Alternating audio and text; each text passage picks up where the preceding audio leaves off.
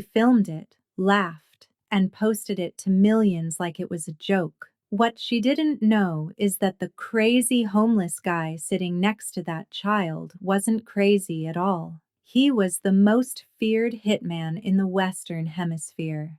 And that video just brought the ghost out of retirement. The November rain in Chicago felt like ice needles against 7-year-old Isabella's face as she huddled under the awning of a closed boutique on Michigan Avenue. Her small fingers, stiff with cold, carefully cradled the warm styrofoam container she'd just received from the kind woman at the food truck. Steam rose from the chicken soup inside, and the smell alone made her empty stomach cramp with anticipation. She hadn't eaten in 2 days. Her uncle Miguel sat beside her on the cold concrete, his weathered face hidden beneath a worn baseball cap, his eyes constantly scanning the street with a vigilance that most would attribute to paranoia. But Isabella knew better.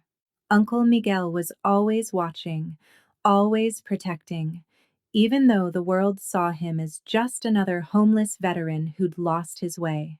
"Eat slowly, mija," Miguel said in Spanish, his voice gravelly from years of cigarettes and harder things he'd left behind.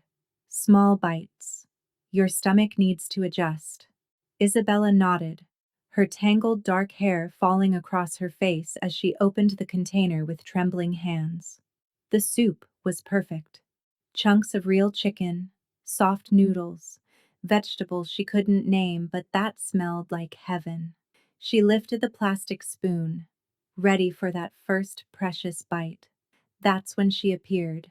Madison Brooks was everything Isabella would never be. 23 years old, blonde hair so perfect it looked like spun gold, designer clothes that probably cost more than most people's rent, and a smile that never quite reached her cold blue eyes. She moved through the world with the confidence of someone who'd never been told no, someone who'd been raised to believe that her comfort mattered more than other people's survival. Madison was flanked by her usual crew, 3 other influencers who look like variations of the same person, all recording everything on their phones for their combined 10 million TikTok followers. They'd been bar hopping in River North, documenting every moment of their epic girls' night. And Madison was desperate for content that would go viral. She spotted Isabella first. "Oh my God," Madison said, loud enough for her phone's microphone to pick up clearly. "Look at this. This is literally why this city is going to shit." Her friends giggled nervously, unsure where this was going, but trained to support whatever Madison did. After all, she was the one with 3.8 million followers. She was the one brand deals called first. She was their ticket to influencer fame. Madison strutted over to where Isabella sat, her Louboutin heels clicking against the wet pavement like a countdown to disaster. Isabella instinctively pulled the soup container closer to her chest, recognizing the predatory look in the older woman's eyes. She'd seen it before, in social workers who pretended to care, in police officers who moved them along, in people who looked at her like she was less than human. "Are you seriously eating on the street?" Madison said, making sure she was perfectly framed in her phone's camera. "Like, this is a shopping district, not a homeless shelter." Miguel's hand found Isabella's shoulder, squeezing gently, their signal for, "Stay quiet, stay still." He'd learned long ago that invisibility was their best defense. Drawing attention, any attention, only led to trouble. But Madison wasn't interested in Miguel. Her focus was entirely on the little girl with the soup, seeing not a hungry child, but an opportunity for content. "You know what?" Madison said, her voice dripping with false concern. "This is actually dangerous. A child shouldn't be eating random food on the street. That's probably not even safe." Before Isabella could react, before Miguel could intervene, Madison reached down and snatched the styrofoam container from the little girl's hands. The movement was so fast, so unexpected, that Isabella couldn't even cry out. She just sat there, frozen, watching the steam rise from her stolen meal.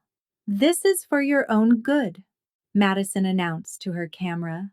Then, with a theatrical gesture that would later be viewed 57 million times, she walked 3 steps to the nearest trash can and threw the soup away.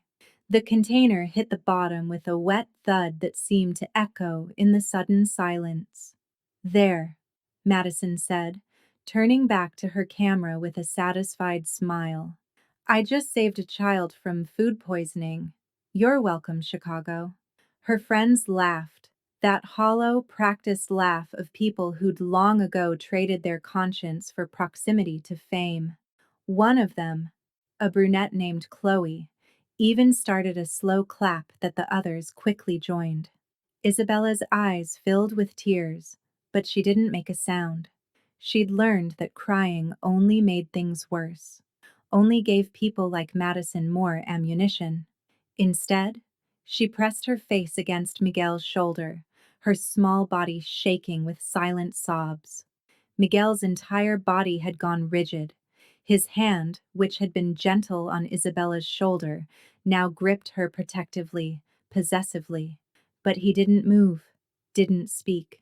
Years of survival had taught him that reaction led to recognition, and recognition was something he could never afford. "Ah, don't cry," Madison cooed mockingly at Isabella. "I'll call CPS for you. They'll get you some real food. And maybe a real home instead of—" She gestured vaguely at Miguel. "Whatever this situation is." That's when Miguel looked up, and for just a moment, Madison found herself staring into eyes that belonged in a nightmare. They weren't the roomy, unfocused eyes of a homeless drunk. They were sharp, calculating, and cold as a winter grave. They were the eyes of someone who'd killed 37 people across 3 continents and never lost a night's sleep. They were the eyes of El Fantasma, the ghost, though Madison Brooks would never know that. Not yet. The moment passed so quickly Madison wasn't even sure it had happened. Miguel lowered his gaze, pulled Isabella closer, and seemed to shrink back into himself. Just another invisible person in a city full of them. "Come on, girls," Madison said, already editing the video on her phone as she walked. "This is going to break the internet." She was right about that, though not in the way she expected. As Madison and her crew disappeared into an Uber, laughing about their civic duty, Isabella finally allowed herself to cry properly. Great, gasping sobs that shook her tiny frame as the rain continued to fall, washing away any trace of the warmth the soup had promised. "I'm so hungry, Tio," she whispered in Spanish. "I'm so, so hungry." Miguel held his niece, the only family he had left, the only pure thing in his catastrophically damaged life, and felt something shift inside him. He'd spent 3 years in hiding, 3 years pretending to be nobody, 3 years keeping Isabella safe by being invisible. But Madison Brooks had just made a critical error. She'd hurt the only person in the world Miguel would kill for, or more accurately, the only person he would come out of retirement for. "It's okay, mija," he whispered, his voice carrying a promise that would soon reshape Madison's entire world. "Everything's going to be okay." He pulled out a phone that no one would expect a homeless man to have, encrypted, untraceable, connected to networks that operated in the shadows of society. With practiced efficiency, he typed a single message to a number he hadn't contacted in 3 years. "I need you to find someone for me, Madison Brooks, influencer, Chicago." The response came within seconds. "El Fantasma? Is this really you?" "Yes. Thought you were dead." "I was. Now I'm not." There was a pause. Then, "Whatever you need, brother. Welcome back." Miguel put the phone away and kissed the top of Isabella's head. In the distance, police sirens wailed through the Chicago night, but for once, they had nothing to do with him. Not yet. Madison's video went live at 11:47 p.m. By midnight, it had 100,000 views. By 1 a.m., in a mix of support and outrage that Madison thrived on. Controversy meant engagement, and engagement meant money. She fell asleep in her Lincoln Park penthouse apartment, a gift from her father, a hedge fund manager who'd bought her way out of every consequence she'd ever faced, completely unaware that she'd just signed her own social death warrant. Because Miguel Hernandez wasn't really a homeless veteran, he was something far more dangerous. A ghost story that criminals told each other, a legend that law enforcement agencies refused to acknowledge publicly, a man who disappeared so completely that most assumed he was dead. El Fantasma had been the most feared sicario in the Western Hemisphere, a surgical killer who worked for whoever paid best but followed his own code. He never killed children, he never killed innocents, and he never, ever, let anyone hurt his family. 3 years ago, he'd walked away from that life when his sister died, leaving behind a 7-year-old daughter with no one else to protect her. He'd burned his old identity, destroyed his connections, and vanished into the streets of Chicago with Isabella, choosing poverty and invisibility over wealth and danger. But Madison Brooks had just done something unforgivable. She'd made Isabella cry. She'd taken food from a hungry child and turned it into content. She'd weaponized cruelty for clicks. And now El Fantasma was going to teach her what real consequences looked like. The abandoned warehouse on the south side of Chicago looked like nothing special from the outside. Broken windows, graffiti-covered walls, the kind of place even the homeless avoided after dark. But beneath its derelict exterior lay something extraordinary. A fully operational safe house that had remained untouched for 3 years, waiting for its master to return. Miguel approached the hidden entrance at 3 a.m., Isabella sleeping in his arms, her small body weighing almost nothing. He pressed his thumb against what looked like a rust stain, but was actually a biometric scanner. For a moment, nothing happened. Then, with a soft hiss, a section of the wall swung inward. The contrast was jarring. Outside, urban decay. Inside, military-grade security, climate control, and technology that most government agencies couldn't afford. This had been one of 7 safe houses Miguel maintained during his active years, funded by jobs that paid in millions and asked no questions. He laid Isabella on a bed in the secure bedroom, covering her with blankets that had been vacuum sealed for 3 years but still smelled fresh. She stirred slightly, mumbling something about soup, then settled back into exhausted sleep. Miguel stood in the main room, surrounded by ghosts of his former life, weapons locked in biometric safes, communication equipment that could tap into satellites, false identities so perfect that even he sometimes forgot which was real. He'd walked away from all of it for Isabella. But tonight, Madison Brooks had changed the rules. The computer system came online with a few keystrokes, connecting to networks that existed in the dark spaces between legal and illegal. Within minutes, he had everything about Madison Brooks displayed across multiple screens. Madison Ashley Brooks, 23 years old, trust fund baby turned influencer, 3.8 million TikTok followers, 2.1 million on Instagram, verified on all platforms. Estimated yearly income from sponsorships, $750,000. Family net worth, $47 million.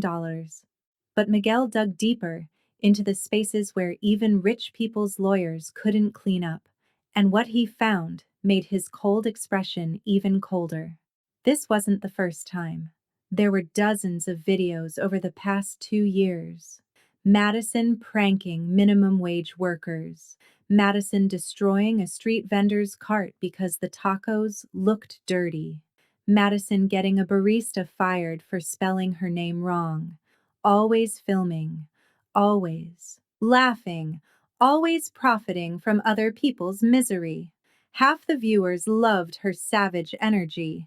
The other half called her a monster. But the algorithm didn't care about morality. It cared about engagement.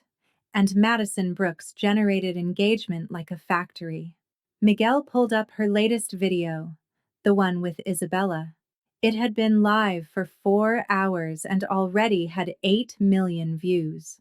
He forced himself to watch it again, to see his niece's face crumble as her food was thrown away, to hear Madison's ranged from "yes, queen" to death threats that meant nothing because they came from powerless people. But Miguel wasn't powerless. He was something Madison's money couldn't protect her from. He was consequence incarnate. His phone buzzed, a secure message from someone labeled only as V. "Heard you're back in the game." Miguel typed, "Not the game. This is personal." "The Madison Brooks thing? It's all over the internet." "You saw?" "Everyone saw." "That's your niece?" "Yes." A pause. Then, "What do you need?" This was the network Madison would never understand, could never buy her way into. Professional killers, hackers, arms dealers, information brokers, people who operated outside society's rules but followed their own strict codes. And one of those codes was simple: you don't hurt children. Information, Miguel typed. Everything. Financial, personal, digital, every skeleton, every secret, every weakness. Give me 12 hours. You have 6. Done. Miguel closed the connection and walked to the window. Chicago sprawled before him, a city of lights and shadows where Madison Brooks thought she was untouchable. She was about to learn otherwise, but he wouldn't kill her. Death was too easy, too quick, too merciful. Madison Brooks loved attention, craved fame, built her entire identity on public validation. So that's exactly what Miguel would take from her. Piece by piece, post by post, follower by follower. He would destroy Madison Brooks in the only way that would truly hurt her. Publicly, virally, and completely legally. The phone buzzed again. This time it was someone labeled D, a hacker who owed Miguel 3 favors from a job in Prague 5 years ago. Saw the video. That your blood? My sister's daughter. Jesus. Want me to burn her digital world down? Not yet. But be ready. Always am for you, ghost. By 5 a.m., Miguel had assembled something Madison's lawyers would later call a conspiracy, but was actually just professional courtesy among society's shadows. A federal prosecutor who'd once been saved by Miguel's intel and would ask no questions about anonymous tips. A journalist at the Tribune whose brother Miguel had protected from cartel violence. An IRS investigator who knew Miguel only as a voice, who'd once given her the evidence to take down a trafficking ring. They didn't know each other. They didn't know they were all connected by the Yeehaw ghost in the machine. But they were all about to receive information about Madison Brooks that would change everything. As dawn broke over Chicago, Isabella woke up in a real bed for the first time in 6 months. She padded out to find Miguel at the computers, his face illuminated by multiple screens showing Madison's social media empire. "Tio," she said sleepily, "where are we?" "Somewhere safe, mija." "Are we in trouble? Because of the lady?" Miguel turned to his niece, his expression softening in a way it only did for her. "No, baby. She's the one in trouble. She just doesn't know it yet." Isabella looked at the screen showing Madison's smiling face, her perfect life, her millions of followers. "She's pretty," Isabella said simply. "Pretty on the outside," Miguel agreed, "but ugly where it counts." What are you going to do? Miguel pulled Isabella onto his lap, kissing the top of her head. I'm going to teach her a lesson about kindness, the kind of lesson she should have learned a long time ago. Are you going to hurt her? No, mija. I'm going to do something worse. What? I'm going to tell the truth about her. Isabella didn't understand, but she trusted her uncle. He'd kept her safe after Mama died, even when it meant sleeping in the cold, even when it meant being hungry, even when it meant being invisible. Meanwhile, Madison Brooks woke up in her king-sized bed, checked her phone, and squealed with delight. The homeless girl video had hit 12 million views. Brands were sliding into her DMs with new offers. Her follower count had jumped by 200,000 overnight. She posted a selfie with the caption, "Woke up to viral fame again. Stay mad, haters. You're just making me richer." She had no idea that her digital empire had already been infiltrated, that her financial records were being compiled, that her deleted videos were being recovered, that her private messages were being archived, that every cruel thing she'd ever done was about to come to light. The ghost was patient, the ghost was thorough, and the ghost had just begun. Madison's first indication that something was wrong came at her favorite coffee shop, Blue Bottle in Lincoln Park. It was 10 a.m. and she was meeting her manager, Derek, to discuss brand deals stemming from her viral video. 12 million views in 18 hours, Derek said, his spray-tanned face glowing with excitement. Fashion Nova wants to double your rate. Bang Energy is offering a six-figure deal. And get this, a reality show producer called. They want to build a series around you. Madison sipped her oat milk latte, already mentally spending the money. I told you controversial content works. People are so sensitive these days. A little reality check and everyone loses their minds. The homeless advocate groups are organizing boycotts, Derek mentioned casually. But honestly, that just drives more engagement. You're untouchable, babe. That's when Madison's phone buzzed. A notification from her banking app. She glanced at it absently, then froze. What the fuck? What's wrong? Madison showed him her phone. Her checking account, which had held $47,000 that morning, now showed 312. That has to be a glitch, Derek said. Call the bank. But when Madison called, the representative was confused. According to our records, Ms. Brooks, you initiated a wire transfer at 9:47 a.m. to, let me see, the Chicago Coalition for Homeless Youth. I did what? $46,996.88 to the Chicago Coalition for Homeless Youth. The transaction was authenticated with your password and security questions. Madison's voice rose to a shriek. I didn't authorize that. That's my money. I understand your frustration, ma'am. However, the transaction appears legitimate. You'll need to file a dispute claim, which typically takes 7 to 10 business days to investigate. Madison hung up, her hands shaking. Someone stole my money. Someone hacked me and stole my fucking money. But that was just the beginning. Her phone buzzed again. This time it was an email from the IRS.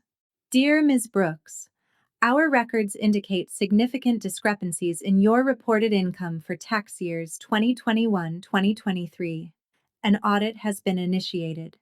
Please retain all financial records and expect contact from our investigation department within 48 hours. This can't be happening, Madison whispered. Derek's phone rang. He answered, his face gradually paling. What do you mean the Fashion Nova deal is off? A video? What video? He hung up and immediately opened Twitter. There it was, trending at number 3. Madison exposed. Someone had compiled a supercut of every cruel thing Madison had ever done on camera. Not just the public videos, but deleted content. Instagram live recordings she thought were gone. Private Snapchats that had been screenshotted. 2 straight minutes of Madison Brooks being a monster, set to somber music, with statistics about homelessness and poverty scrolling across the bottom. The video had been posted simultaneously on every platform, from every major expose account, all crediting an anonymous source. In 2 hours, it had been viewed 23 million times. But this is next level evil. How is she not arrested for harassment? Every brand working with her needs to drop her now. That poor little girl. I'm sobbin'. Madison's follower count, which had been climbing all morning, suddenly began to plummet. Not gradually, but in chunks, thousands at a time, like rats fleeing a sinking ship. We need to do damage control, Derek said, but his voice lacked conviction. He'd managed influencers through scandals before, but nothing like this. Madison tried to post a response video, but her TikTok account was suspended for violating community guidelines. Her Instagram was flooded with so many reports that it was temporarily locked. Her Twitter became a battlefield of hate that made her afraid to even look. Then came the text that made her blood run cold. Unknown number. This is just the beginning. Every cruel thing you've done is coming to light. Every person you've hurt will have justice. You took food from a hungry child. Now watch as everything you value is taken from you. Madison showed the text to Derek, who immediately said, "We need to call the police." But when they tried to trace the number, it didn't exist. When they tried to screenshot the message, it deleted itself. It was like being haunted by a ghost in the machine. That afternoon, things got worse. A reporter from the Chicago Tribune called. "Ms. Brooks, I'm investigating allegations that you've been involved in tax evasion through unreported rent." "That's insane! I report everything." "Our sources suggest otherwise. We have documents showing offshore accounts and hidden income streams. The article publishes tomorrow unless you'd like to provide your side of the story." Madison hung up in panic. Offshore accounts? She didn't have any offshore accounts. Did she? Her father handled some of her finances. Had he? She called her father, Richard Brooks, managing partner at Brooks, Steinberg and Associates, a man who'd never met a problem he couldn't buy his way out of. "Dad, something's happening. Someone's attacking me. They stole my money. They're spreading lies." "Madison, I need you to listen very carefully." Her father's voice was unusually serious. "I just got off the phone with my lawyer. Someone sent the FBI a package of information about our family's finances. Things that, things that shouldn't be public." "What kind of things?" "The kind of things that could destroy us all. Whoever's doing this isn't some random internet troll. This is professional." Madison felt her world tilting. "Fix it. You always fix everything." "I'm trying, princess. But whoever this is, they're good. Very good. Maybe you should apologize for that video. Make this go away." "Apologize? I didn't do anything wrong." But even as she said it, Madison knew that wasn't true. She'd done plenty wrong. She'd just never thought there would be consequences. That night, Madison couldn't sleep. Every time she closed her eyes, she saw that little girl's face, the way her eyes had filled with tears, the way she'd pressed against her uncle, the way she'd tried not to cry. For the first time in her privileged life, Madison Brooks felt something she'd never experienced before. Fear. Real, bone-deep fear of someone she couldn't buy, couldn't charm, couldn't influence. Someone who was systematically dismantling her life with the precision of a surgeon. Someone who was just getting started. In the warehouse safe house, Miguel worked through the night while Isabella slept peacefully in the next room. His screens showed Madison's empire crumbling in real time, followers fleeing, brands canceling contracts, media outlets picking up the story. But he wasn't satisfied. Not yet. The money he'd transferred from her account, her food money, as he thought of it, would feed hundreds of homeless children for months. The IRS audit was real. Turned out Madison had been evading taxes for years, just needed someone to point them in the right direction. The family financial crimes? Those were a bonus Miguel hadn't expected. But the Brooks family had more skeletons than a cemetery. His phone buzzed. V had sent another package of information. You're going to want to see this. Madison Brooks didn't just hurt your niece. There's a pattern. I found 7 other incidents, 3 involving children. One of them, a 5-year-old boy selling flowers, ended up in the hospital after she had him arrested for harassment. His family was deported 2 weeks later. Miguel's expression darkened further. This wasn't just about Isabella anymore. This was about a predator who used her privilege to hurt the most vulnerable members of society. Send me everything, he typed. Already did. Also, thought you should know, her father's hedge fund has ties to some very bad people, the kind of people you used to work for. Miguel smiled coldly. Richard Brooks had made his fortune laundering money for cartels, hidden behind shell companies and legal loopholes. He'd thought himself untouchable, protected by wealth and connections. But Miguel knew those cartels. He'd worked for them, killed for them, disappeared problems for them. And they had one rule Richard Brooks had forgotten. You never draw attention to the operation. Madison's viral cruelty had just put a spotlight on her entire family. One more thing, V messaged. The FBI agent assigned to the Brooks case? Alexandra Chen. Ring any bells? Miguel's smile widened. Alex Chen. He'd saved her partner's life in a shootout 5 years ago, though she'd never known who the anonymous caller was who'd warned them about the ambush. She was one of the few truly clean agents in Chicago, immune to bribes and political pressure. And now she had everything she needed to take down the Brooks empire.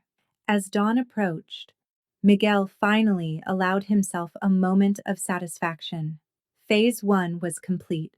Madison's digital life was in ruins, her finances were frozen, and her family was under federal investigation. But he wasn't done. Not even close. Because Madison Brooks had filmed herself throwing away Isabella's food, laughing as a child went hungry. And for that, she would lose everything she'd ever valued, one piece at a time, until she understood what it meant to have nothing, until she understood what it meant to be invisible, until she understood that some ghosts don't stay buried. Madison stood in her father's study at 7 a.m., watching him pace behind his mahogany desk like a caged animal. Richard Brooks, who'd navigated SEC investigations and hostile takeovers without breaking a sweat, looked genuinely terrified. The FBI froze our accounts, he said, his voice hollow. All of them. Business, personal, even your mother's charity. Foundation. They can't do that, Madison protested. We have rights. They can when they have evidence of money laundering, tax evasion, and RICO violations.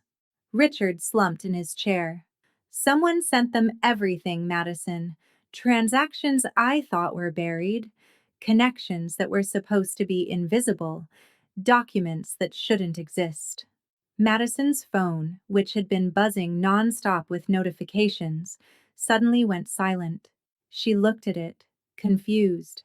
Every single one of her social media accounts had been banned, not suspended, permanently banned for severe and repeated violations of community guidelines. Her 3.8 million TikTok followers, gone. Her Instagram verification, gone. Her Twitter, gone. She was digitally erased. No, no, no. She frantically tried logging in, but every platform showed the same message. This account has been permanently disabled. Her phone rang. It was Chloe, one of her friends from the night of the incident. Madison, I'm sorry, but I can't be associated with you anymore. My sponsors are threatening to drop me just for being in your videos. I have to think about my brand. Chloe, wait. But she'd already hung up. Within the next hour, every single one of Madison's friends would send similar messages. In the influencer world, she'd become radioactive. Then came the knock on the door. FBI agent Alexandra Chen stood on the Brooks' doorstep with a warrant and a team of federal agents.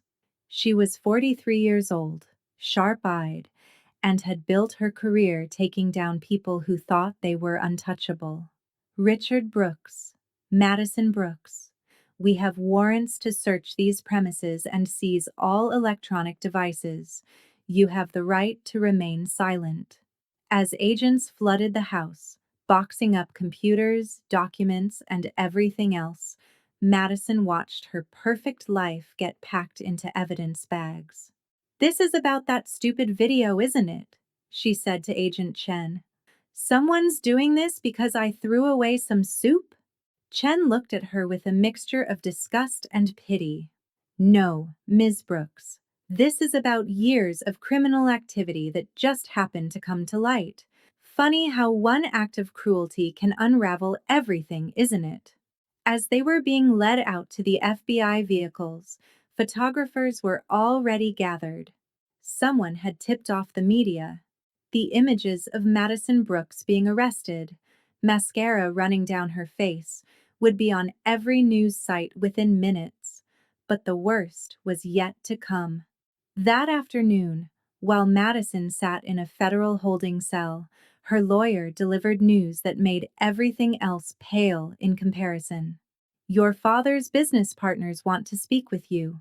His hedge fund partners? The lawyer's face was grim. His other partners? The ones from Mexico. Madison's blood went cold. She knew her father had connections, but she'd never asked questions, never wanted to know details. Now those connections were becoming a noose around her neck. They're very unhappy about the attention you've brought to their operations. They've lost millions because of the FBI investigation. They want compensation. How much? Everything. Every dollar your family has. Or, he didn't need to finish. Madison understood. She'd seen enough movies to know what cartels did to people who cost them money. Back in the safe house, Miguel received a call from someone he hadn't spoken to in 3 years. Joaquin Morelos, head of the Sinaloa cartel's Chicago operations. Ghost. Joaquin's voice was warm, like greeting an old friend. Heard you were back. Not back. Just handling a personal matter. The Brooks girl. We know. Her father has been washing our money for years. Very quietly. Very efficiently. Until his daughter decided to become famous for being cruel. And now the FBI is crawling all over our operations. We've lost 3 warehouses, 7 distribution points. All because that stupid girl wanted to go viral. Miguel waited. We're going to handle the father, Joaquin continued. But the girl, we know she hurt your blood, your niece. So we're giving you the courtesy. She's yours to deal with. I don't kill anymore, Joaquin. Who said anything about killing? There are worse things than death, my friend. You of all people know that. After the call ended, Miguel sat in silence. The cartel's involvement changed things. Madison wasn't just facing legal troubles now. She was facing the kind of enemies that made federal prison look like a safe haven. He looked at Isabella, who was drawing with crayons he'd bought her, humming softly to herself. She'd been having nightmares about the woman who took her food, waking up crying about being hungry. Miguel made a decision. That evening, Madison was released on bail. $2 million that her father had to borrow from loan sharks because all their assets were frozen. She returned to find her apartment ransacked by the FBI, her designer clothes thrown everywhere, her precious possessions catalogued as evidence. Her phone, a replacement since the FBI had taken her original, buzzed with a video message from an unknown number. She opened it and gasped. It was her father, tied to a chair in what looked like a warehouse. Behind him stood men in masks, and one held a machete. Madison! Her father's voice was broken, defeated. They want their money. All of it. You have 48 hours to make this right, or they're going to. Please, princess, please fix this. The video ended. Madison tried calling back, but the number was dead. She tried calling her father, straight to voicemail. Her mother wasn't answering either. She was completely alone. That's when her door buzzed. The intercom showed a man in a baseball cap and old clothes. He looked homeless, but something about his posture seemed familiar. Delivery for Madison Brooks, the voice said. Madison, desperate for any human contact, buzzed him in. When she opened her apartment door, she found herself face to face with the homeless man from the video, the uncle of the little girl. But looking into his eyes now, she realized he was anything but homeless. Miguel entered her apartment with calm authority, his entire demeanor different from the cowering figure in her video. He moved like a predator, controlled and dangerous. "Who are you?" Madison whispered, backing away. "Someone you should have left alone," Miguel replied, his accent barely noticeable now. "Sit down. We need to talk about your father. You know where he is? I know the men who have him. Used to work with them, actually." Miguel settled into her expensive couch like he owned it. "They're very angry with you, Madison. You cost them about $50 million. Please." Madison fell to her knees, something she'd never done in her entitled life. "Please help him. I'll do anything." "Anything?" "Yes. I'll pay you. You don't have any money left. The FBI took it all." "Then what do you want?" Miguel pulled out his phone and showed her a picture of Isabella. "This is my niece. The child you took food from. The child you humiliated for entertainment." Madison's face paled as understanding dawned. "You did all this? The FBI? The social media? Everything?" "I provided information to interested parties. Your own crimes did the rest." Miguel leaned forward. "But now you have a choice. Your father has maybe 20 hours before the cartel loses patience. I can save him." "How?" "I tell them you're under my protection, that killing your father would be a personal insult to me. They'll listen because they know what I'm capable of when personally insulted. And in exchange, you're going to make amends. Real amends. Not some PR apology video, but actual change." Miguel pulled out a document. "You're going to sign over every remaining asset you have to a trust for homeless children in Chicago. You're going to spend the next 5 years working in homeless shelters. Real work, not photo ops. You're going to use whatever platform you can rebuild to advocate for the people you've spent your life stepping on." 5 years? My niece is 7. In 5 years, she'll be 12, old enough to understand forgiveness. If you've truly changed by then, if you've actually become a decent human being, I'll consider the debt paid. Madison looked at the contract, then at Miguel's implacable face. "And if I refuse? Then I walk out that door and you never see your father again. The cartel will make an example of him. Your mother will be next. And you'll spend whatever's left of your life looking over your shoulder, wondering when they'll come for you too." "You're a monster," Madison whispered. "No," Miguel said quietly. "I'm consequence. Something you've never faced before." He stood to leave. "You have 1 hour to decide. Your father has less than 20. At the door, he paused. "You know what the saddest part is? That soup you threw away? Someone bought it for Isabella with their last $5. A stranger who had almost nothing gave everything to feed a hungry child, and you threw it away for likes."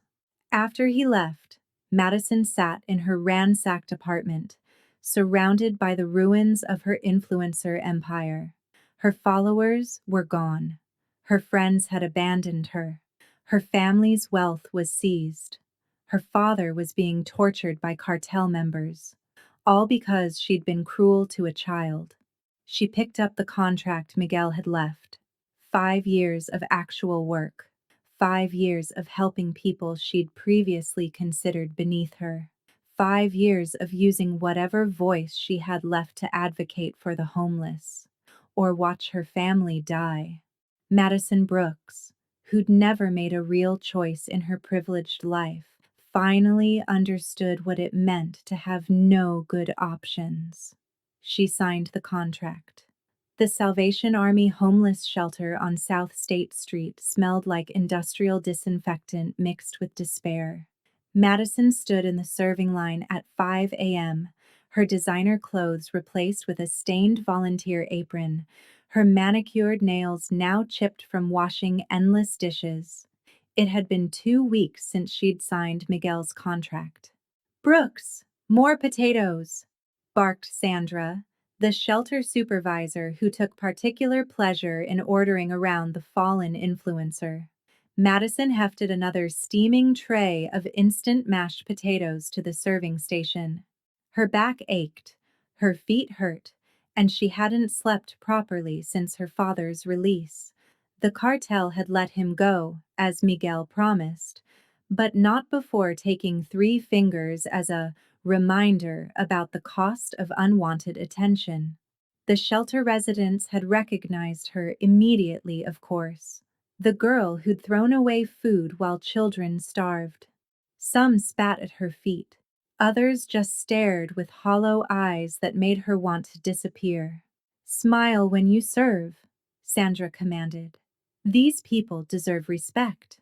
Madison forced her face into something resembling pleasant as the breakfast line formed.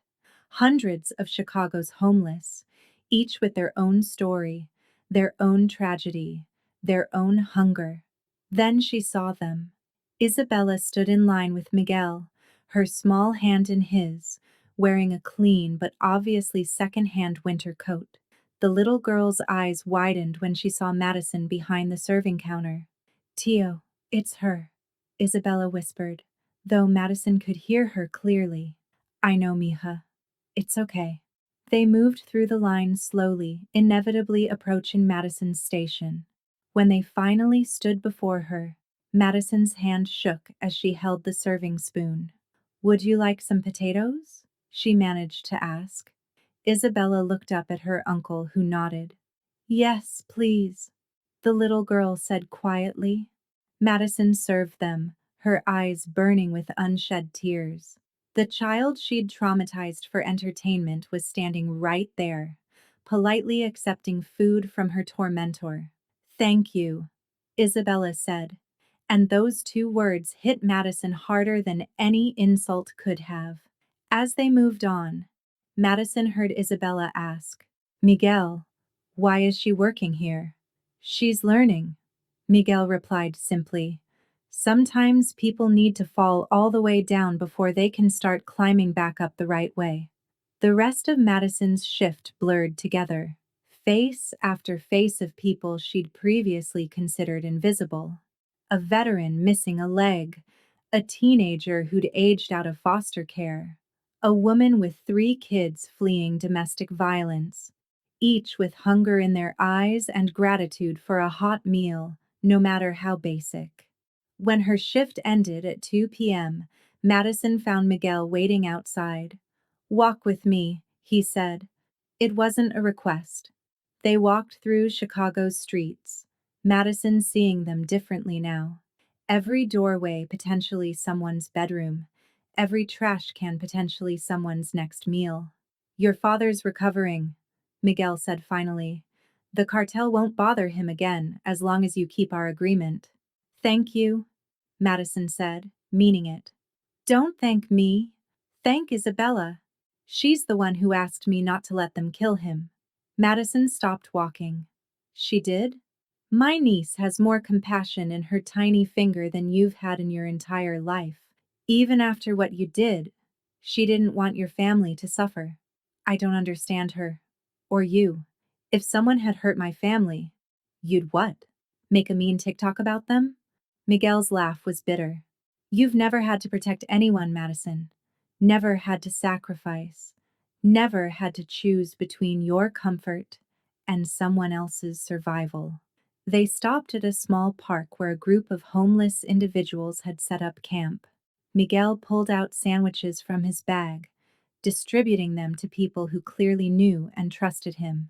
3 years ago, he said, watching Madison's reaction, I was someone very different, someone dangerous, someone who solved problems with violence. What changed? My sister died. Car accident. Left behind Isabella. Suddenly, I had this little girl who needed protection, but not the kind I was used to providing. She needed safety, stability, love. So I burned my old life and became invisible. But you're not invisible. The FBI, the cartel, the way you destroyed me, that took power.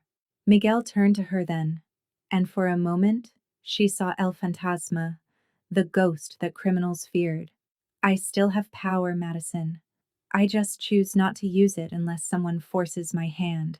You forced my hand. I'm sorry, Madison said, and for perhaps the first time in her life, meant it. Sorry isn't enough. Sorry doesn't fill Isabella's stomach when she's hungry. Sorry doesn't give back dignity to the people you've humiliated. He started walking again. But it's a start. That evening, Madison returned to her apartment, or what was left of it. The FBI had released it from evidence, but she couldn't afford the rent anymore. She had 30 days to vacate. Her phone, once constantly buzzing with notifications, was silent. No followers to engage, no brands to promote, no friends to party with. She opened her laptop and began typing. Not a video script or an Instagram caption, but something else. A blog post on a free platform, the only space where she could still have a voice. My name is Madison Brooks. You probably know me as the girl who threw away a homeless child's food. I want to tell you about the man who destroyed my life because of it, and why I deserved every second of it. She wrote about Miguel, carefully avoiding details that might identify him, but explaining how one man's determination to protect his niece had revealed the rot in her entire world. She wrote about her father's crimes, her own cruelty, the empire built on stepping on others. But most importantly, she wrote about Isabella, the 7-year-old girl who'd asked her uncle to show mercy to the people who'd hurt her. A child with nothing who had more grace than Madison had ever possessed. The post got 17 views in the first week. No viral sensation, no massive engagement. Just 17 people reading the confession of a fallen influencer. One of those readers was Alexandra Chen, the FBI agent. Chen appeared at the shelter during Madison's next shift. Interesting blog post, she said, pulling Madison aside. Are you here to arrest me again? No. I'm here because someone sent me a message, said you might be willing to provide information about your father's connections. Full cooperation in exchange for immunity. Madison's breath caught. Someone? Anonymous source. Very reliable. Has been feeding us information about trafficking networks for years. Says you might want to actually help for once in your life. It was Miguel, Madison realized. Still pulling strings, still offering her chances to redeem herself. What would you need from me? Everything. Every name your father mentioned. Every suspicious transaction you witnessed. Every party where you saw things you shouldn't have. It would be dangerous. The cartel has a long memory. Madison thought about Isabella, about the grace of a hungry child, about Miguel's words regarding protection and sacrifice. I'll do it, she said. Chen studied her. Why? What's changed? Madison looked around the shelter, at the people she'd once considered worthless, at the life she'd been forced to confront. I learned what it's like to have nothing. And I learned that someone who has nothing can still choose to be kind. I want to choose differently now. Over the next 3 months, Madison became the FBI's most valuable asset in dismantling the money laundering network her father had helped build. She wore wires to meetings with former family friends, provided passwords to offshore accounts, identified connections between legitimate businesses and cartel operations. Every morning, she worked at the shelter. Every afternoon, she met with federal agents. Every evening, she wrote blog posts that nobody read about the reality of homelessness in Chicago. Miguel watched it all from the shadows, monitoring her progress through his networks. She was changing, slowly and painfully, like a broken bone resetting itself. Isabella sometimes came to the shelter for meals, always polite to Madison, always distant, until one day, 3 months into Madison's service, when the little girl approached her during a quiet moment. "My uncle says you're helping catch bad people now," Isabella said in her small voice. "I'm trying," Madison replied, kneeling to Isabella's eye level. "Why?"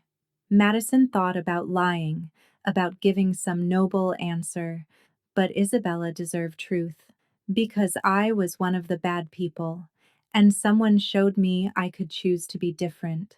Isabella studied her with those deep brown eyes that had seen too much for a 7-year-old. "My mama used to say everyone deserves a second chance." "Your mama sounds like she was very wise." "She was." Isabella pulled something from her pocket, a friendship bracelet made of colorful string, clearly handmade. "I made this in the shelter's art class. You can have it if you want." Madison's vision blurred with tears as she accepted the simple gift. It was worth more than all the designer jewelry she'd ever owned, because it represented something she'd never had before: forgiveness freely given. "Thank you," she whispered. Isabella smiled, the first real smile she'd ever given Madison, and skipped back to Miguel. That night, Madison's blog post was different.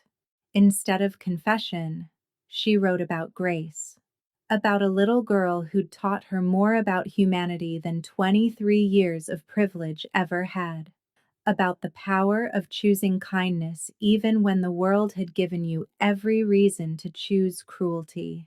This time, the post got 57 views. Progress. But Miguel wasn't finished with her education.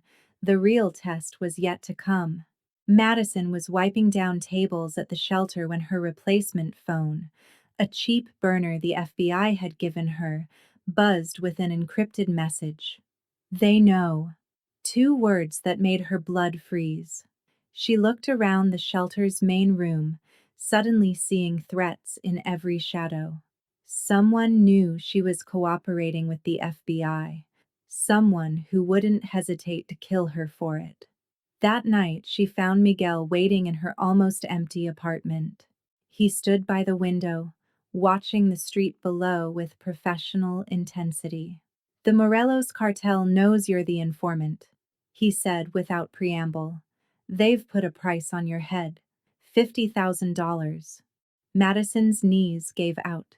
She collapsed onto her one remaining chair, a thrift store find that squeaked under her weight. "How long do I have?" "Maybe 72 hours before they send someone. Less if you're unlucky." "The FBI said they'd protect me." "The FBI will put you in witness protection after the trial. That's 8 months away. You won't last 8 days without help." Madison understood what he wasn't saying. The girl who'd thrown away a child's food was about to be thrown away herself, discarded by a system that had used her and would now abandon her. "Why are you telling me this?" she asked. Miguel finally turned from the window. "Because Isabella asked me to. She's worried about you. A 7-year-old child who you traumatized is worried about your safety. Think about that. What do I do? You have 2 choices. Run now. Try to disappear on your own with no money, no resources, no skills. You'll be dead within a week." He paused. "Or you accept my protection." "Why would you protect me?" "I wouldn't. But Isabella sees something in you worth saving. She says you're different now, that you're trying." His expression hardened. "I think she's wrong, but I've never been able to deny her anything." Madison's phone buzzed. "Agent Chen, we need to meet. Urgent." "Go," Miguel said. "Meet your handler. But understand that after tonight the FBI can't help you. Only I can." The meeting location was a parking garage in the Loop, the kind of place where conversations couldn't be recorded. Chen was already there, leaning against an unmarked sedan, her face grim. "We have a problem," Chen said. "Your intelligence led to a raid this morning. We seized 80 million in drugs and arrested 17 cartel members. But someone leaked that you were the source." "Miguel already told me. There's a price on my head." Chen's expression darkened. "Your mysterious guardian angel? Madison, do you have any idea who's really protecting you?" "A man who loves his niece. He's El Fantasma, the ghost. One of the most prolific contract killers in modern history. 37 confirmed kills across 3 continents, probably twice that unconfirmed. He's wanted by law enforcement in 12 countries." Madison felt the world tilt.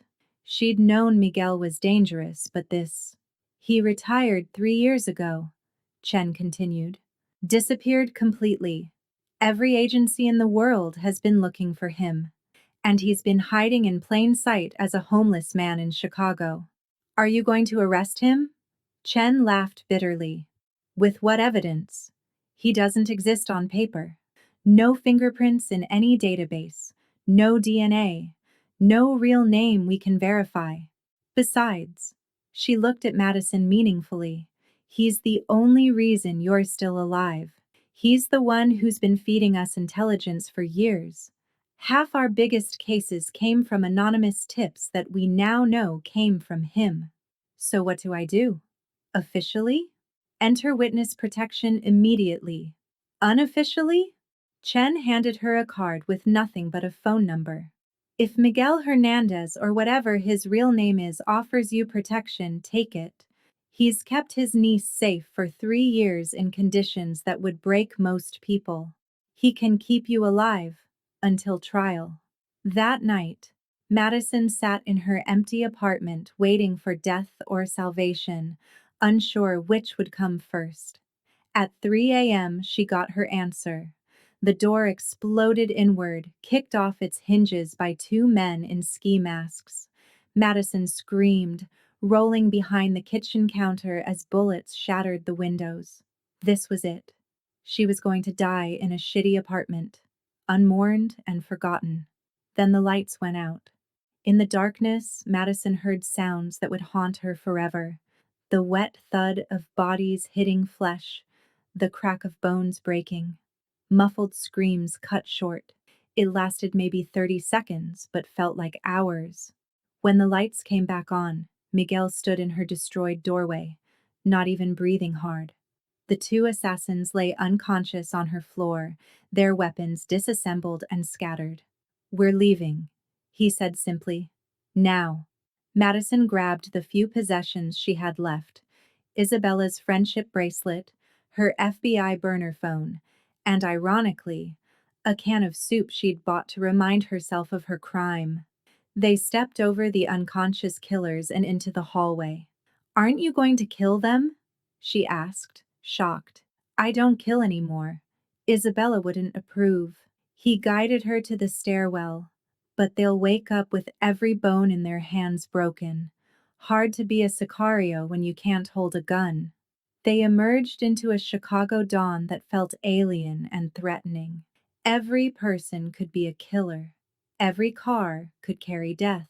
Miguel moved her through the city with practiced efficiency, using routes that avoided cameras and witnesses. They ended up at another safe house, this one beneath a closed restaurant in Chinatown. As Miguel secured the entrance, Madison finally asked the question that had been burning in her mind. Agent Chen says you're El Fantasma, that you've killed 37 people. 43? Miguel corrected casually. Chen's numbers are old.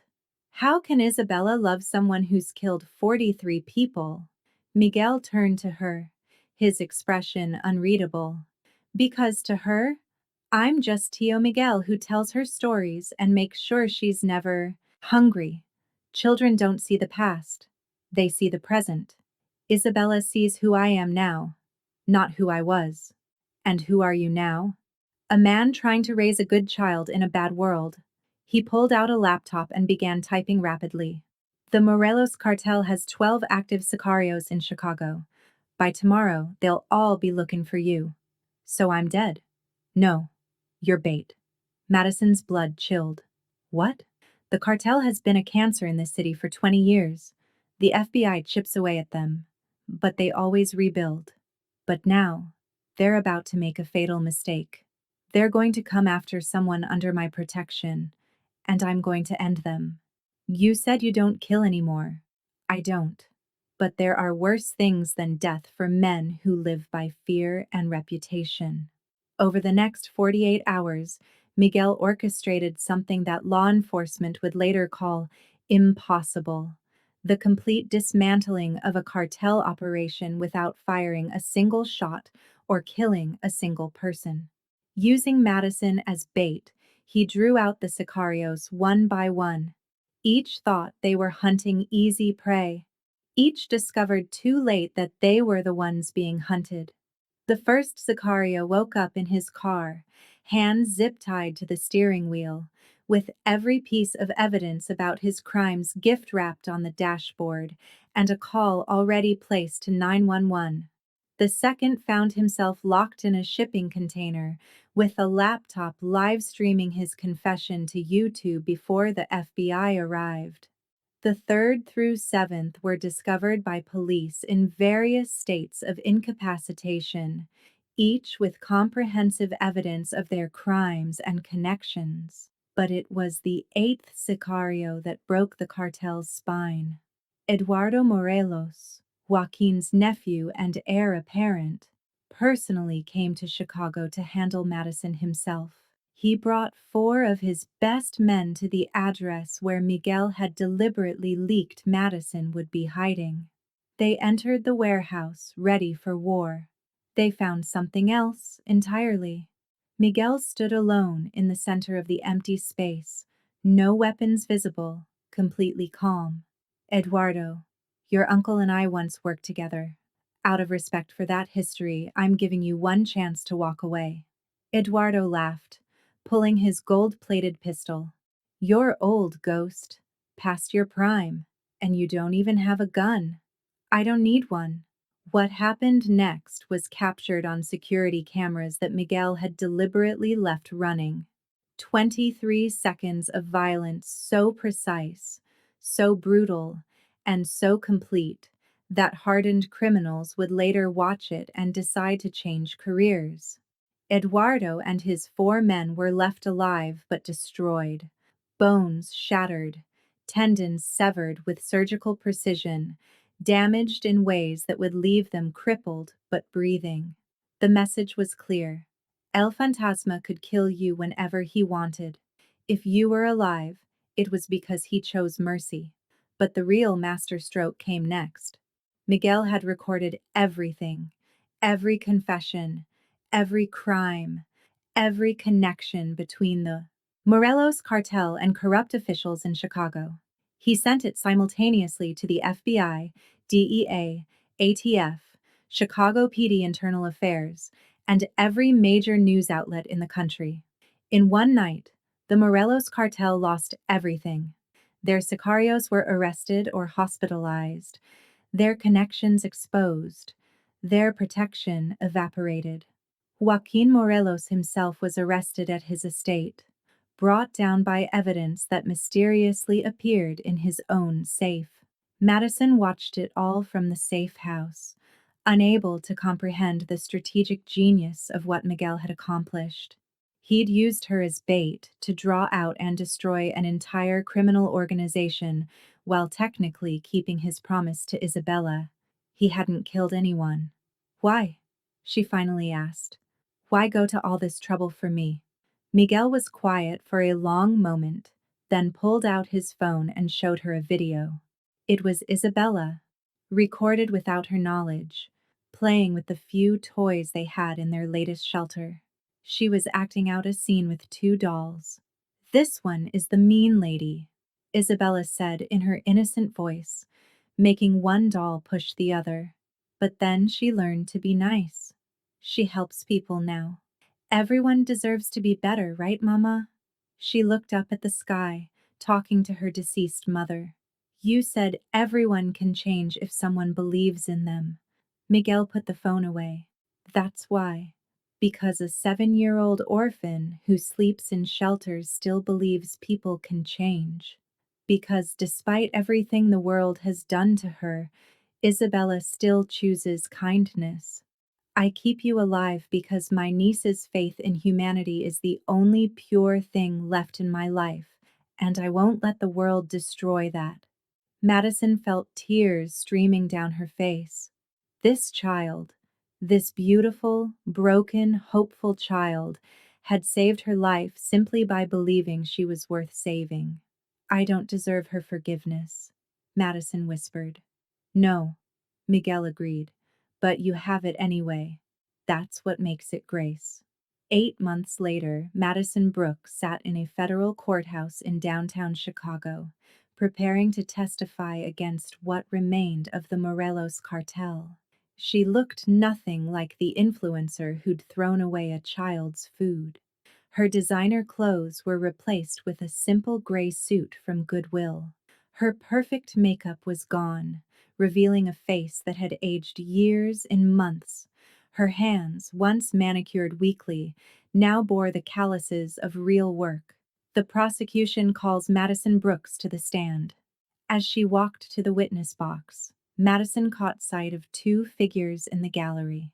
Miguel and Isabella sat in the back row, the little girl now 8 years old, wearing a new dress that Miguel had bought for the occasion.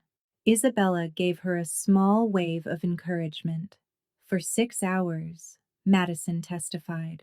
She detailed every crime she'd witnessed, every connection her father had facilitated, every dollar that had been laundered through legitimate businesses.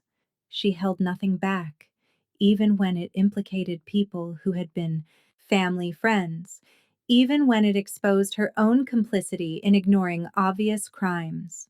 The defense attorney, a shark in a $5,000 suit, tried to destroy her credibility. Ms. Brooks, isn't it true that you're only testifying to save yourself from prosecution? No, Madison said clearly. I'm testifying because Isabella Hernandez taught me that doing the right thing matters more than protecting yourself. Isabella Hernandez? The homeless child from your viral video? The child whose food I threw away? Yes. She showed me more grace than I deserved, and I'm trying to be worthy of it. The attorney pressed harder. You've lost everything, haven't you? Your money, your fame, your family's reputation. This is just revenge, isn't it? Madison looked directly at the cartel members in the defendant's box, then at Miguel and Isabella. I lost everything I thought mattered, but I gained something I never had before, the ability to look at myself in the mirror without disgust. That's worth more than all the followers in the world. Her testimony led to 17 convictions. The Morelos cartel's Chicago operation was destroyed completely. Agent Chen would later call it the most successful RICO prosecution in Illinois history. After the trial, Madison found Miguel and Isabella waiting outside the courthouse.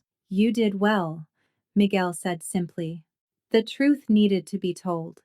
Isabella tugged on Madison's sleeve. When Madison knelt down, the little girl hugged her, the first time she'd ever done so. I'm proud of you, Isabella whispered. Those 4 words broke something in Madison that had been frozen since childhood. She sobbed, holding this little girl who'd saved her soul, while Miguel stood guard over both of them. When Madison finally composed herself, Miguel handed her an envelope. "What's this?" "A job offer. There's a new shelter opening on the south side. They need a programs coordinator, someone who understands both worlds, the one with money and the one without. The director thinks you'd be perfect, but I'm about to enter witness protection. I have to disappear." "No, you don't." Miguel smiled slightly. "The Morelos cartel is finished. The other cartels won't touch you. Word has spread about what happens to those who threaten anyone under my protection. You're safe. Because of you. You saved me." "No," Miguel corrected. "Isabella saved you the moment she forgave you. I just handled the logistics." Madison looked at the job offer. It was barely above minimum wage, included no fame, no glamour, nothing she'd once valued. It was perfect. "I'll take it." 2 years passed. Madison Brooks, former influencer, woke up at 5 a.m. in her studio apartment. A different one, earned with honest work. The walls were decorated not with designer bags, but with drawings from shelter kids, including several from Isabella. She arrived at the South Side shelter at 6 a.m., preparing for another day of serving those society had forgotten. But today was special. Today, they were launching a new program she'd developed, teaching social media literacy to homeless youth, showing them how to tell their stories without being exploited. "Morning, Madison," called James, a veteran she'd helped get into permanent housing. "Big day." "Morning, James. You ready for your interview?" James was going to be featured in their first video, not as a nameless homeless person for others to gawk at, but as a human being with a story worth hearing. Madison had learned the power of social media could be used to humanize, not humiliate. At lunch, Miguel and Isabella arrived with sandwiches from Isabella's favorite deli. The little girl, now 9, was thriving in school, still living with Miguel but no longer on the streets. Miguel had gradually emerged from hiding, using his skills to work as a security consultant for victims of cartel violence. "Madison!" Isabella ran to her, showing off a report card full of A's. "Look, my teacher says I'm reading at a 6th grade level." "That's amazing, sweetheart." As they ate lunch in the shelter's small courtyard, Madison reflected on the strange journey that had brought them here. She'd gone from having millions of followers to having about 30 people who actually cared about her. She'd traded fake friends for real purpose. She'd exchanged digital hearts for actual love. Her phone, now used only for work, buzzed with a notification. Someone had tagged her in a post. Madison rarely looked at social media anymore, but the username caught her attention. Isabella, Hope Project. It was a new account Isabella had created with Miguel's permission. The first post was a picture of the three of them at the shelter, with a caption written in Isabella's improving English. 2 years ago, someone threw away my food and filmed it. Today, she feeds hundreds of people every day. My Tio says revenge is empty, but redemption fills everyone. Madison Brooks taught me that the worst person on their worst day can become good if someone believes in them. I believed. Now she believes too. Second chances. Redemption is possible. The post would never go viral like Madison's cruel video had. It would get maybe 1,000 views, mostly from people connected to the shelter. But every view would be from someone who understood that change was possible, that grace was real, that a homeless child's forgiveness could save a soul. That evening, after the shelter closed, Madison stood outside watching the Chicago sunset paint the sky purple and gold. Miguel appeared beside her, as he often did, moving with that silent grace that reminded her he'd always be dangerous, just choosing not to be. "Any regrets?" he asked. Madison thought about her old life, the penthouse, the designer clothes, the millions of followers, the empty validation. Then she thought about James getting housing, Isabella's hugs, the teenagers she'd taught to use social media responsibly, the hundreds of meals she'd served. Only one, she said. Miguel raised an eyebrow. I wish I'd learned earlier that the only influence worth having is the kind that lifts others up. Isabella taught you that.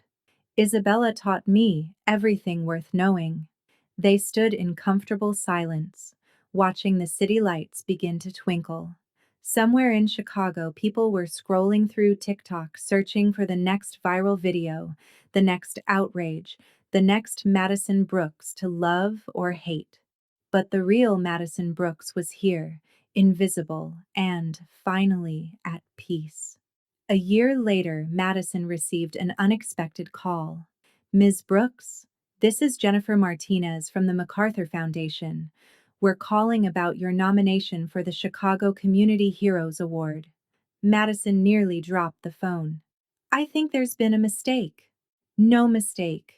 You were nominated by Isabella Hernandez and Miguel Hernandez for your work transforming the South Side Shelter and your innovative programs for homeless youth. The committee was particularly impressed by your journey well, from where you started to where you are now. The ceremony was held at the Chicago Theater. Madison wore the same Goodwill suit she'd worn to testify. In the audience sat Miguel and Isabella, now 10 years old and blooming with confidence. When they called her name, Madison walked to the podium on shaking legs. The audience, social workers, activists, philanthropists, applauded politely, though she could see some recognized her, remembered her fall from grace. 3 years ago, Madison began, her voice steady despite her nerves. I threw away a hungry child's food for entertainment. I filmed it, posted it, and profited from cruelty. That child is here tonight. Isabella Hernandez. She's the real hero, not me. She found Isabella in the crowd, the little girl beaming with pride. Isabella taught me that grace isn't earned, it's given. That redemption isn't about forgetting what you've done, it's about choosing to do better every single day. That real influence isn't measured in followers, it's measured in lives changed. Madison held up the award. This belongs to every person who chose to forgive when they had every right to hate, to every child who goes hungry while others waste food for fun, to every invisible person who deserves to be seen, and especially to Isabella, who saw something worth saving in someone who didn't deserve it. The standing ovation was thunderous, but Madison only had eyes for two people: the little girl who'd saved her soul, and the dangerous man who'd protected her body long enough for that salvation to take hold. After the ceremony, as they walked through Grant Park, Isabella slipped her hand into Madison's. Are you happy now? The little girl asked. Madison thought about it. She had no money, no fame, no luxury, but she had purpose, genuine relationships, and the respect of people who mattered. Yes, she said, squeezing Isabella's hand. For the first time in my life, I'm actually happy. Good, Isabella said simply. Mama always said happiness comes from helping others, not hurting them. Miguel walked behind them, ever watchful, a ghost still guarding the living. He'd never fully trust Madison. Trust didn't come easily to men like him. But he respected her transformation, the work she'd put in, the person she'd become. As they reached the park's edge, Madison's phone buzzed. Unknown number. Just like 3 years ago. But this time, instead of a threat, it was a message that made her smile. Saw your speech. You've come far from throwing away soup. Your father would be proud. He's sober now, working at a food bank in Phoenix. Redemption runs in the family, it seems. A ghost. Madison showed the message to Isabella, who smiled that radiant smile that had started this entire journey. See? Isabella said. Everyone can change. They just need someone to believe they can. As the three of them walked into the Chicago night, a former killer, a reformed influencer, and a little girl who'd taught them both about grace, Madison realized that the viral video that had destroyed her life had actually saved it. Sometimes you have to lose everything to find out what really matters. And sometimes, a thrown away bowl of soup can feed more souls than you'd ever imagine. Epilogue. 5 years later. Isabella Hernandez, 13 years old and tall for her age, stood before a packed auditorium at the University of Chicago. She'd been invited to speak at a conference on social media ethics and human dignity. In the front row sat Madison Brooks, now the director of 3 homeless shelters, and Miguel Hernandez, who'd officially adopted Isabella and worked full-time helping trafficking victims escape their situations. 5 years ago, Isabella began, her voice clear and confident. Someone threw away my food because they thought my hunger was less important than their entertainment. That moment went viral. Millions of people watched a child, watched me, be humiliated for sport. The auditorium was silent, captivated. But that's not the story I'm here to tell you. I'm here to tell you about what happened next, about how one act of cruelty became a catalyst for redemption, about how the woman who hurt me became one of my closest friends, about how my uncle, who could have chosen revenge, chose justice instead, and about how I learned that going viral means nothing if you're not going vital. Vital to someone's survival, vital to someone's hope, vital to someone's change. Isabella clicked to a slide showing Madison's original video, frozen at the moment she threw away the soup. This moment broke my heart, Isabella continued. But it also broke Madison's heart eventually. It broke her open in a way that let light in. She works 18-hour days now, not for likes or followers, but to make sure no child in Chicago goes to bed hungry. She's fed more people in the last 5 years than she ever entertained in her influencer days. Another click, showing pictures of the shelters Madison ran, the programs she'd created, the lives she'd changed. My uncle taught me that strength isn't about how much power you have, it's about how you use it. He could have destroyed Madison completely. Instead, he gave her the chance to rebuild herself into someone better. That took more strength than any violence ever could. Isabella looked directly at Madison, who was wiping away tears. But the most important lesson I learned is this: virality without humanity is violence. Every comment on someone's worst moment is a choice. You can choose to amplify cruelty, or you can choose to amplify grace. You can go viral by tearing someone down, or you can go vital by lifting someone up.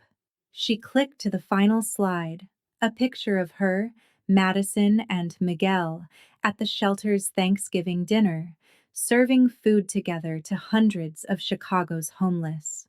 The woman who threw away my soup now makes sure thousands eat every day. The man who could have killed for revenge now saves lives instead. And the little girl who went hungry? She learned that the best revenge isn't served cold. It's served with second chances and hot soup to anyone who needs it. The standing ovation lasted 5 minutes. Afterwards, as they walked through the campus, Madison turned to Isabella. "How did you become so wise?" Isabella smiled, looking so much like her late mother. "I had good teachers.